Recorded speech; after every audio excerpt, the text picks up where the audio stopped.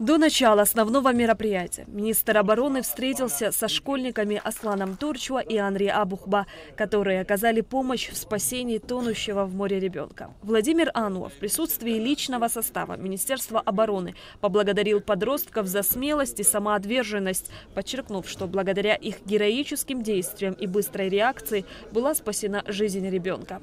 Приказом министра обороны школьники Аслан Торчуа и Анри Абухба были награждены ведомственными медалями.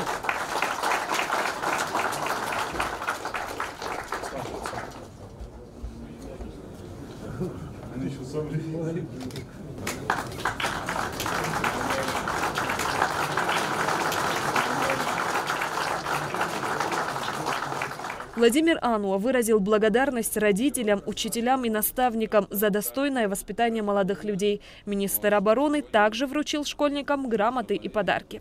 Они сделали все, что зависящее от себя, подвиг, спасли, ребенка утопающего. Это, конечно, не каждый смог бы, но вот они смогли. Сегодня примером они будут, для подрастающего поколения и для тех, кто сегодня отклоняется от службы, служения, Родины, служения Отчизну. Это долг каждого гражданина. Также медалью за безупречную службу первой степени был награжден подполковник Андрей Яилов.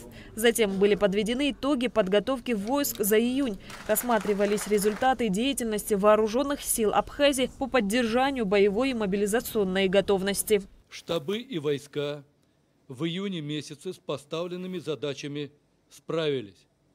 Кроме того, Министерством обороны и Генеральным штабом продолжается работа по наращиванию потенциальных боевых возможностей вооруженных сил за счет включения в боевой состав новых боевых подразделений, способных выполнять поставленные задачи в современных боевых действиях. Планомерно решаются задачи оперативной, мобилизационной и боевой подготовки. Получила дальнейшее развитие система подготовки военных кадров. Постоянное внимание уделяется выполнению плана оперативного оборудования территории страны в интересах обороны.